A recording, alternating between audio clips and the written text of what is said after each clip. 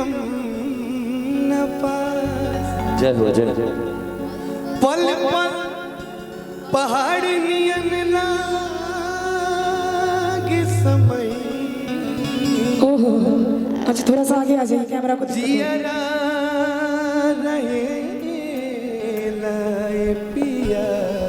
ओहो, तोहरा बिना हमारी जिंदगी उदास। जय क्या क्या बात। बसंती प्यार बहार हर सर सो फुलाई।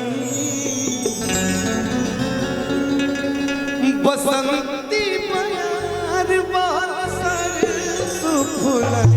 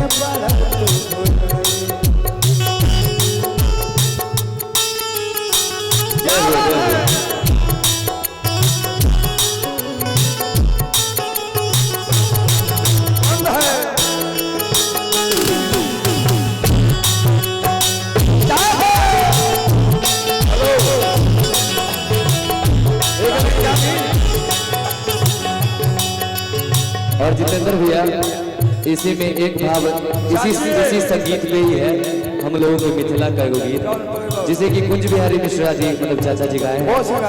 हम कोशिश कर रहे हैं इसी धुन पर। सिया सुकुमारी मिथिला के दुलारी। एकदम एकदम सिया सुकुमारी मिथिला की दुलारी। सिया सुकुमारी मिथिला की दुलारी। पागुन हमर रघुबर धनुधारी। पागुन हमर रघुबर धनुधारी। सिया सुकुमारी मिथिला की दुलारी।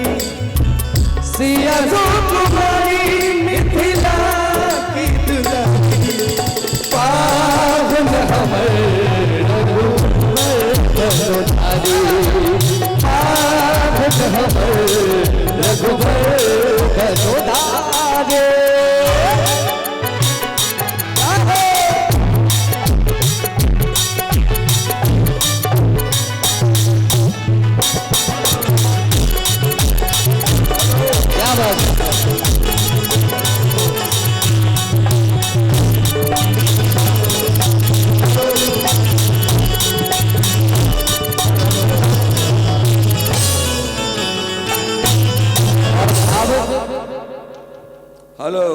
समापन।